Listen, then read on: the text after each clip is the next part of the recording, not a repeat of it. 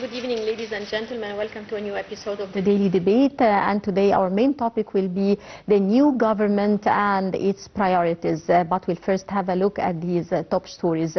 President Abdel Fattah el-Sisi received Director of the U.S. Central Intelligence Agency, CIA, William Burns, and his accompanying delegation in Cairo on Thursday. During the meeting, President Sisi affirmed Egypt's constant stance, which rejects the continuing Israeli military attacks on Gaza. The head of state reiterated that deliberations and coordination between Cairo and Washington would continue for the sake of regional and international stability.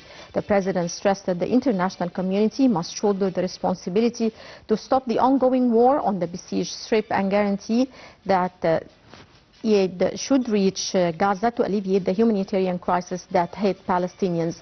For his part, Burns conveyed well wishes to President Sisi from U.S. President Joe Biden and hailed the strategic partnership binding the two nations.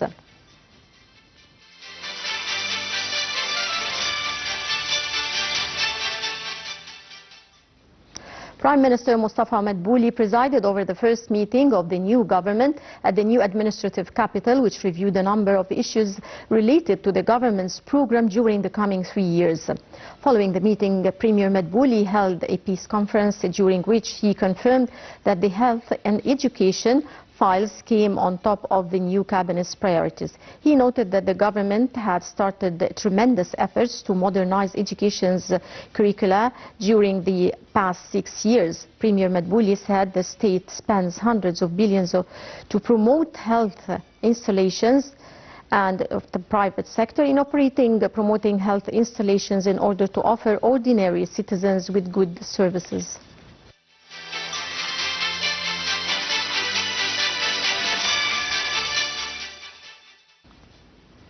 And the Arab League Secretary General Ahmed Abul Ghait called on Japan on Tuesday to recognize the Palestinian state to be on the right side of history. Abul Ghait made his call during an expanded meeting held in Tokyo at the Japanese Journalists Club on the sidelines of the 5th round of the Arab-Japanese Economic Forum. The Pan-Arab body chief reviewed the continuing Israeli brutal war on Gaza and the humanitarian tragedy stemming from the aggression which has ignited anger in the Arab region. He also reviewed the unrest that the Israeli occupation aggression has caused not only for the whole region but for the international community as well at the security and economic levels.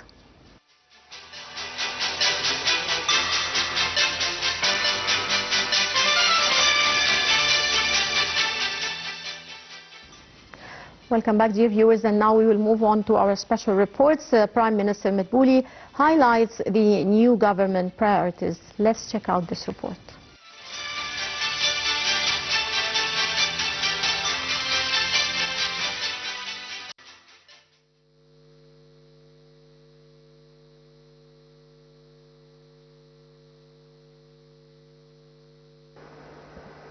Egypt's new government, headed by Prime Minister Mostafa Madbouli, presented its program to the House of Representatives during the plenary session of the Council's headquarters at the administrative capital. Madbouli gave a statement during the session on the new government's program that was sworn in last week. He delivered the entire program of the new government to the Speaker of the House of Representatives, Councillor Hanafi Gibeli. The reshuffled government comprises of 30 ministers and reflects a focus on addressing economic challenges. Several ministries have been merged or replaced, particularly within the economic sphere. President Abdel Fattah el-Sisi previously emphasized job creation and mitigation, the impact of rising prices as key priorities for the new cabinet. President el-Sisi has also previously outlined a clear vision for the nation's future, emphasizing comprehensive development, economic revitalization and unwavering commitment to national security. At the heart of the President's directives lays a strong emphasis on holistic government reform. He underscored the need to revamp policies and enhance performance to align with the evolving aspirations and challenges of the nation. Capitalizing on past experiences, the head of state stressed the importance of institutionalizing sound governance practices and fostering seamless collaboration amongst ministries and state agencies. The President also placed particular emphasis on economic revitalization, highlighting the need to prioritize citizen well-being and achieve a tangible leap in essential services, particularly in healthcare and education. He reiterated the strategic significance of building as well as nurturing the industrial sector.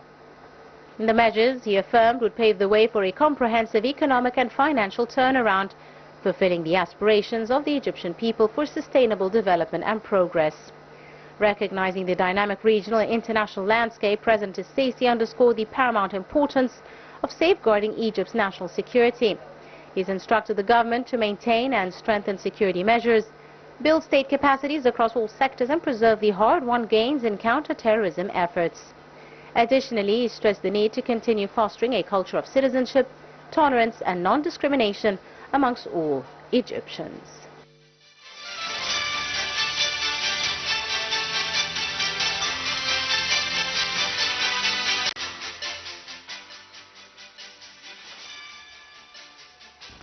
Welcome back, dear viewers, and on our main topic for today, we're delighted to be joined live here at the studio by Engineer Mostafa Naggari, Deputy Chairman of the Egyptian Exporters Association. Thank you very much for joining us, sir. It's my pleasure. Thank you. Our pleasure also having you, sir. Sir, the new government headed by Prime Minister Madbouli presented its program and policy to the Parliament on Monday. How do you assess the new government's policy in order to achieve sustainable development goals and, of course, alleviate the tensions of the Egyptian people?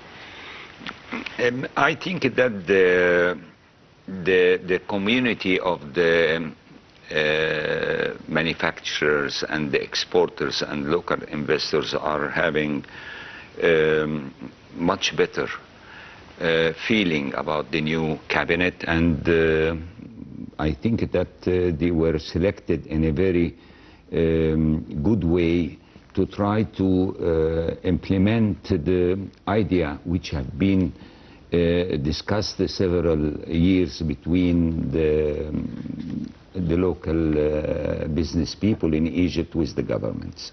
So I think that we feel that as we say that the investment environment is going to be much better, because I mean in some times we have seen some, we cannot say obstacles, but the delay in affecting the strategies which have been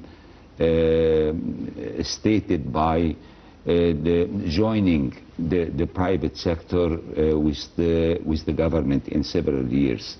So I think that we feel that the environment will be much better, and we have been talking a lot about the main pillars to have this such positive environment for the investments. So at the end, we have been talking a lot about the motivated, stable legislations, of course. And because any investor would like always to have his visibility study on a quiet and stable environment. So I think that first meetings between the ministers and the business people and the federations, the industrial federations and the Chamber of Commerce, it was on the same field. So we have seen that our previous government with the central bank have succeeded to have a stability exchange rate of the Egyptian currency. Since February, we are almost stable. Yes. And this was one of the main requests of the traders and the investors. So until this moment, since February, there is stability we have, in the of course, this was one main request of not only the local investors but also the international investors. So I think that legislations is very important. Incentives, of course, bundles of incentives should be there to try to attract both investors, either the local or the foreign, by financial initiatives, or if we can say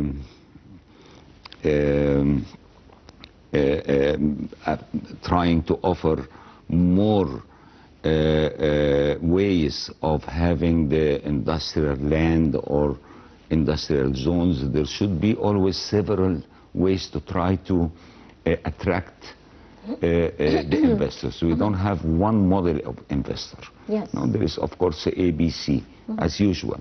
Yeah. And we have always to try to attract all of them, because all of them will be adding more and more to the GDP at the end. So incentives are very important. The facilities, the technical facilities of the ports, of the having the modern laboratories for checking the quality of our products and our exports is very important. I mean, we have been talking a lot about we should try to make our ports much more attractive and much more faster. This will save more time, and at the end will attract more shipping lines to come to Egypt, which at the end will facilitate the logistics, especially in transport. We are very happy, of course, that His Excellency Kamel al-Wazir is still on the head of the transport ministry, and as well he is going to follow the industry, of course, file. So we believe that it would be much more faster here. Great. Indeed, sir. Well, as you mentioned, the investment climate and the stability of the investment environment is very important to attract more direct foreign investment. What other incentives can we give to investors to try to attract them to start injecting money into Egypt straight away? As we know, we are always studying what others are doing. So there is some countries are depending on the low cost of power or low cost of labors, or tax exemptions or tax cuts. And at the end, I can say that one of the main keys to try to attract the investor is that you should facilitate to him if he like to go out of the market. This is very important. As we say, there is easy birth and easy departure. So if we are trying just to attract the investor, and at the end you will try to create much obstacles for him while he is moving out, I think no others will come. So the logic and the intelligent way to try to attract people is that at any time, if they want to leave, you should facilitate this program. Easily. Of course. Yeah. This, I think, it would be very, very positive for the environment of investment. Great. Sir, Premier Madbouli held a press conference where he stated that the health and education files will be on top of the priorities of the new government. Correct. Would you like to elaborate?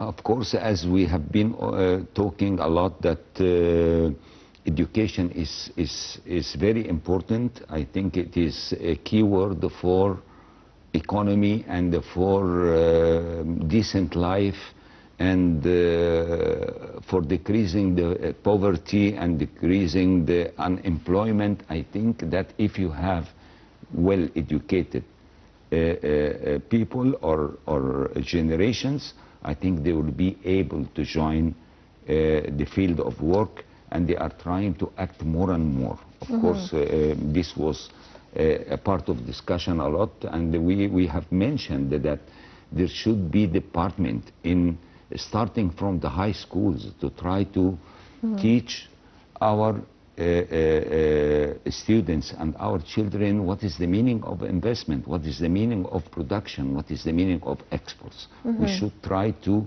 give them these topics and subjects, and especially in the universities, so at the end they will be able to join I mean the practical life, if we can say. They will be easy for them. We are in need, I mean, in our factories or our companies, for well-educated people who you don't take a longer time to train them. If they are trained already in the faculties, it will be much easier for them. Indeed, sir. Premier Madbouli also stated that there is a plan to accelerate the implementation of a comprehensive health insurance system in Egypt. When do you think we can achieve a comprehensive health insurance in all governorates nationwide? It is a cost at the end. Any service which you are providing, it depends about cost. And I think that banks should be playing a bigger role in several fields. One of these fields are the medical sector. But at the end, I think that there have been a lot of improvement. We cannot deny that for the last 6-7 years, there was a lot of improvement in the health and the medication care in Egypt. But I think we are still have to work more, because I mean one of the main problems for Egypt is the enormous population increase, and also we have a lot of visitors, and we have to expect more visitors to come. I mean, especially after the right parties in Europe started to have a higher voice, if we can say, and higher presentation in the EU Parliament. So at the end, they are going to try to not to stop immigration, but at the end try to control more. And at the end, always immigration come from south to north, so they will come to Egypt in a certain time. We have to be prepared for that. So we have to arrange ourselves for that. Great. Sir, on the electricity outages, Premier Madbouli said the government was carrying a realistic experiment to stand at a precise daily need of fuel electricity in the nation. Now, by the third week of July, there should be a final solution according to the Premier. I hope. First of all, we have to mention that the private sector is able to play a bigger role in the renewable energy, especially the solar energy. And I think that previous cabinet was not in a sort of understandable for what the private sector can do. But I hope that the new cabinet can open the gates and doors for the private sector, because Egypt is really having a great experience at the time being in the solar energy, and they can assist the government to try to at the end cover the needs of the country. I think they can do that in the factories, in the houses, the new compounds which are under the way. It should be all covered by solar energy, and we should control our energy, which is the gas or the oil, and to try to work on the same, as we say, it's now a key word everywhere, that we should follow the green agreements which have been signed in Europe, and we are obliged to follow that. So I think that the private sector in Egypt should play much bigger role in this field. Indeed, sir. Sir, as I mentioned earlier, the new government has presented its new plan for the coming era to the parliament. How far does the document focus on pressing economic issues like, for example, controlling inflation or rationalizing subsidies? Let me tell you that if we are going to start with a good environment for the investment, and then we are going to assist the industry and the production, at the end, all the problems of Egypt could be solved. I think the inflation would be down, because at the end you have a bigger production, and you are fulfilling the demand of the needs of the local market, and then you are going to export the surplus. So what should be better? If you are going also to stimulate or to encourage the local production, of course at the end you are going to decrease the imports. Okay, so if we are talking about limitation of imports, it should be defined imports. We still need, or the industry still needs a lot of inputs for the industry. We cannot stop all. But at the end, we should define what we are going to stop and what we are going to allow. So at the end, we are going to encourage the Egyptian manufacturers to produce much more than what they used to import. So it is a bundle of incentives, as we say. We should try to change our strategy to try to increase the ability for Egyptians to produce more, to export more, and to limit the imports. This is the strategy. And how can we rationalize subsidies? This is a very important issue. There have been a lot of discussion about subsidies and so on. If you are going to continue on subsidizing issue, from my point of view, it is not very healthy. But at the end, you should try to encourage the people to produce more. I think if you produce more, you don't need the subsidy. You will have a production. Why you are going to subsidize? Subsidizing, it means that the income is less for the people, and you should work more and more to try to increase the income of the people. Income by working much more and try to attract them to be in the official channel. We don't have to forget that there is a big part of the economy of Egypt is unofficial, and also we are asking the Minister of Finance. We have all the hope that he is going to do a much better job, that he should try to attract the unofficial economy to the official channel. Great. Sir, just allow me to go to a short break and we'll be right back. Welcome back, ladies and gentlemen, and in the first part of our episode today, we spoke about environment, the climate, investment climate and the environment, and the stabilizing the investment climate in Egypt. And in the second part, we would like to focus more on exports and increasing exports with my guest, engineer Mostafa Naggari. Yes, sir, we spoke, of course, about production, about stabilizing the investment climate and the environment. How do you think we can increase exports here in Egypt? I think exports is the result of the main two pillars which you have been talking about, is the investment environment and then the production support or facilitating the industrial, as we say, environment. So, of course, manufacturers are looking for facilitating their having their lands to structure or to build the factory. So I believe that there have been some successful models through the developers, the industrial developers, and I think this is much more faster at the time being. And of course, we don't have to forget that there is a big number of factories which are stopped.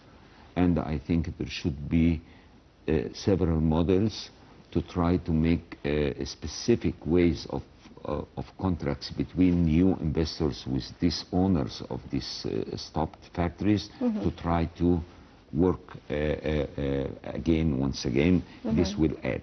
Of course, SMEs is very big issue in the industry because, as always we say, if there is an industry, there is always a feeding industries for this main industry. So we should try to attract the SMEs to work much together more and more to have through a bigger clusters or something like that. So their competitiveness should be higher, and they should stand and afford whatever circumstances could, stop them in the market, because we are seeing a lot of changes in the world. There is a fast changes in the economies of the world. But at the end, Egypt is still trying to be there. If we talk about exports, we have increase in the exports in the first quarter of 2024 compared to same last year. Yeah, but I think we still have to work more and more on industrialization and production and in yes, order to increase exports is the result at the end. Yeah. If I mean, this is the mirror, the clear mirror for the economy. If the exports are increasing, imports are decreasing a little bit, so at the end you will balance your financial balance sheet at the end. So yes, what we are indeed. looking for is to try more and more, and we always talk about evaluation of the exported unit yes. in each sector. So if we talk about agriculture, let us say, so Egypt in 2023 have exported almost about 7.5 million tons of fruits and vegetables, but with only $3.7 billion. That means that the unit, the average price of the unit of the fruits and vegetables in Egypt is about $550, which is much cheaper than our neighbors in the Mediterranean basin, if we can say.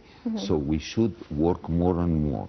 This should be, we should work hard on new varieties, okay, which you can give a higher value, because at the end you have to calculate the area and the water consumed in this specific area. You have to get much more value and much more foreign currencies, so at the end you will solve a lot of problems for the economy. Great. We will be tackling more points and more on the experts right after this report on the new government and its priorities.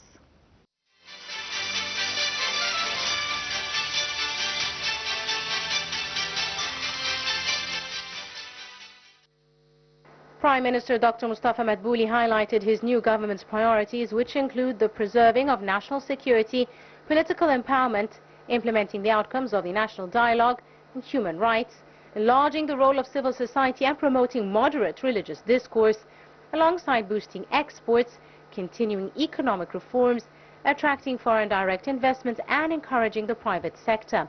Madbouli further underscored there was a focus on the localization of various industries and that work was underway to improve the distribution of subsidies. Prime Minister said he'd consulted with dozens of economic experts to fix the subsidy system, adding there was consensus amongst them that the government should shift from in-kind subsidies to monetary subsidies. Going with either type of subsidies, Madbouli noted the government needs to identify clear specifications on who really needs them, as still some of those who receive them are undeserving. Prime Minister further underscored there was a focus on the localization of various industries and work was underway to improve the distribution of subsidies. On the tourism front, boosting tourism, the Prime Minister said the government would add more hotel rooms as the current figure was enough to host 18 million tourists per year. He said the state targets was 30 million per year, adding that it was caring for Egyptair and affiliate airlines to operate more flights and develop their fleets. Regarding the electricity crisis, the Prime Minister stated different ministries were concentrating efforts to set a precise date to ending power-saving electricity cuts. He reaffirmed that contracts have been signed to import sufficient quantities of fuel to stop the electricity cuts, and $1.2 billion have been allocated to end the crisis, pointing out that the decision of closing stores at 10 p.m. was also aimed at saving power. With regards to the new cabinet, the Prime Minister said merging ministries was targeted at enhancing coordination, achieving integration and better working towards decreased deficits and foreign debt. He stressed the significance of attracting foreign investment, improving energy security and fostering public engagement. According to the Prime Minister, the new government's agenda highlights its commitment to economic growth, improved infrastructure and increased transparency through public engagement.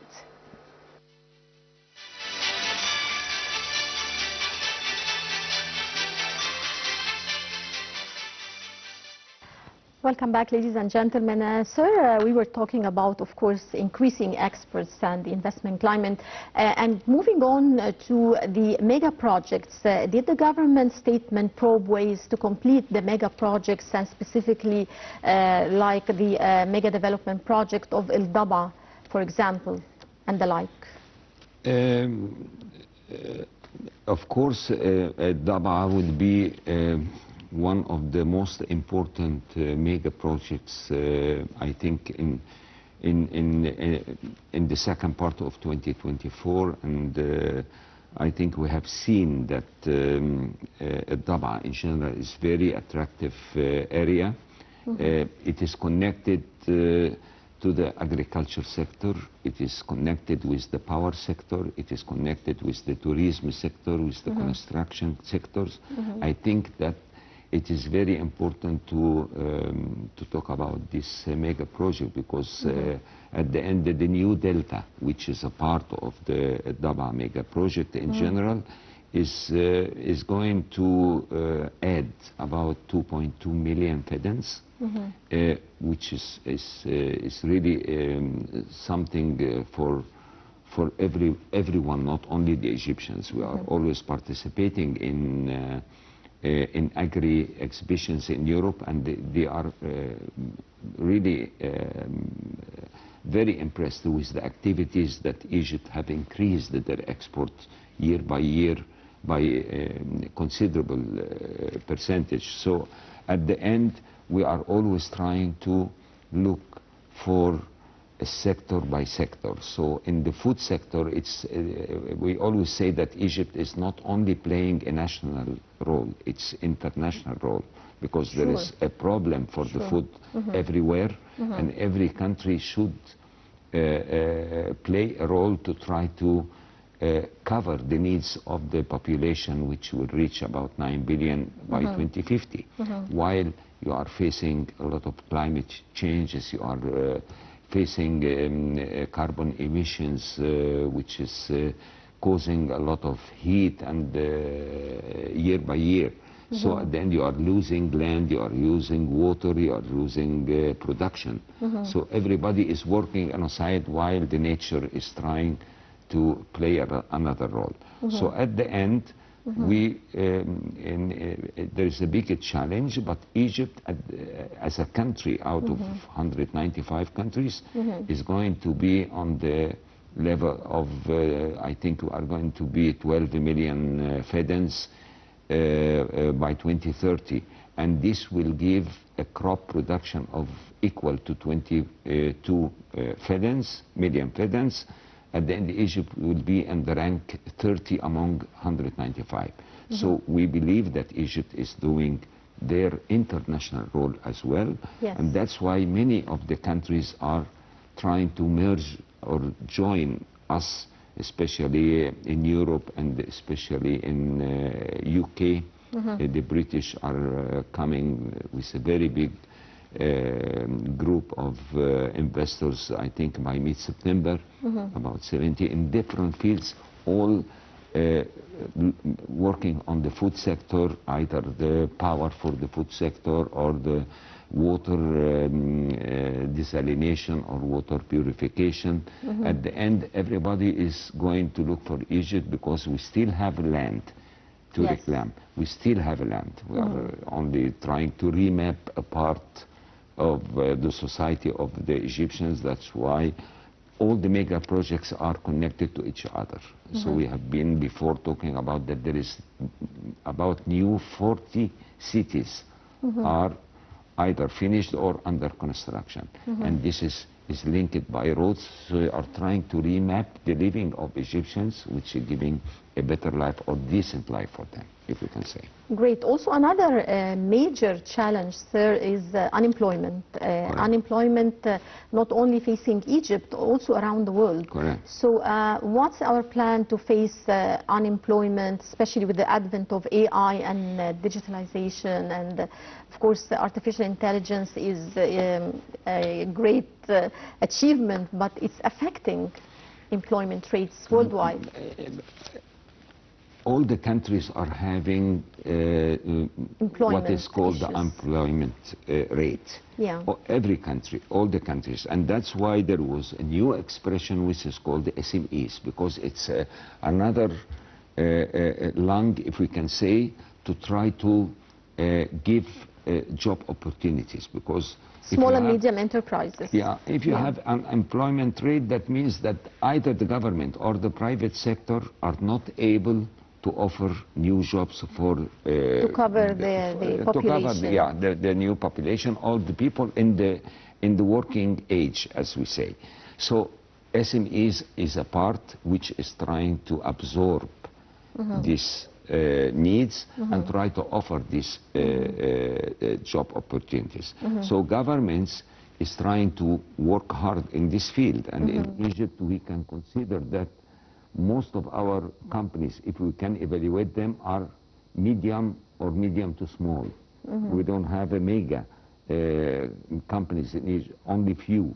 So at the end, private should also play a big role beside the government, and I believe that we are be a good partner between the private sector and the government to try to assist the SMEs to be much more able to sustain the high competitiveness in the market in general. Yes. So we should play the same role in parallel. Indeed, there is the new initiative, IBDA or START. Yeah. How will this initiative support the SMEs in Egypt? What's the plan to support SMEs? Of course, we have to mention that they have started with a good results, and I think that they are trying to do their best by offering visibility studies and by trying to have financial initiatives and to try to attract the SMEs in different fields to work together, because the data is very important in Egypt. How can new entrepreneurs reach IBDA or reach this initiative, which is IBDA or START? Is there a link, or is there? How can they reach them, and how can they benefit from? Of course, they have a website and they have a link, and they, you know, as we say that now life is much easier. Yeah. I mean, to try to reach them. But they are well known, and we can also in the Expo Link try to make a big role for IBDA to help them to be in connection. But I think that anyone would like to have any data, they can contact even us in Egyptian Exporter Association as well. Because the Egyptian Exporter Association, yes, we can for help, anyone who would like, of because course, we have new also entrepreneurs or young we are doing startups.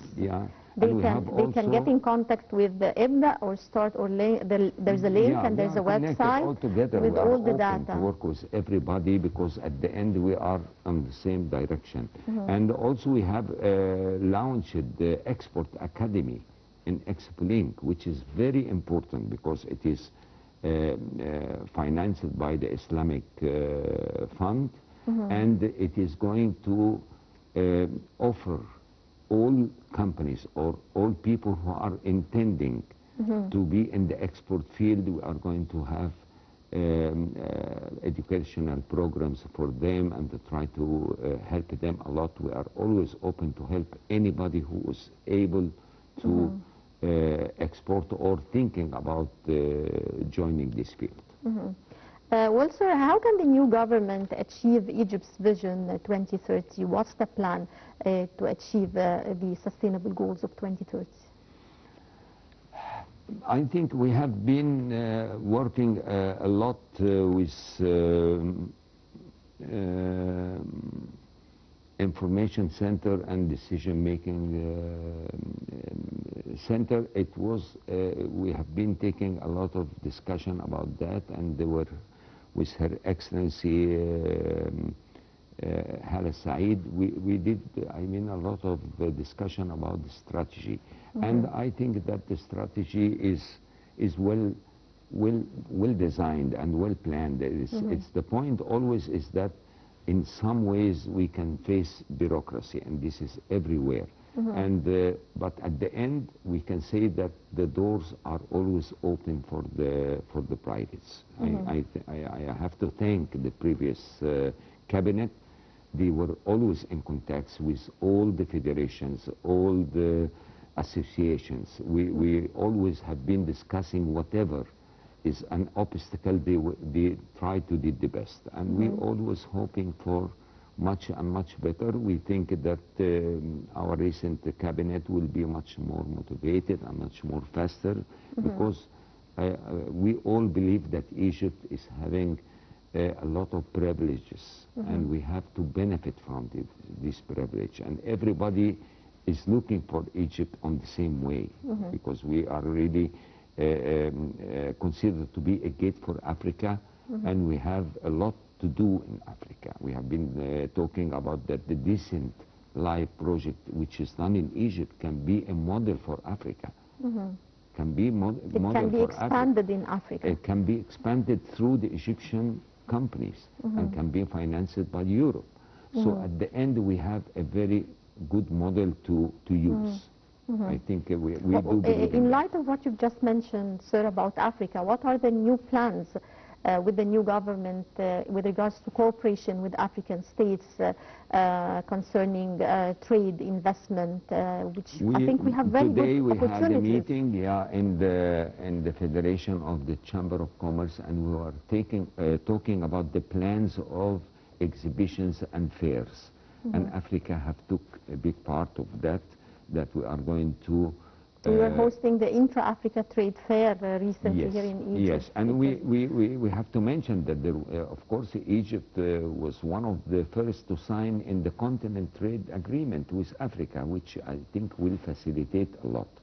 So Egypt, I think, is doing better. I think that the trade balance between Egypt and Africa is increasing. There was a lot of discussion about that a lot of exports to Libya and Sudan is facing some delays, and I think there was discussion about that, and I think that... What are the main obstacles or challenges in our cooperation with regards to investment with African countries? Transport, of course, is one of the main problems, and the banking relation as well. Between our banks and the banks in Africa. That's why Exim Bank. Exim Bank, I think, is trying to They are trying to facilitate, but we believe that our main banks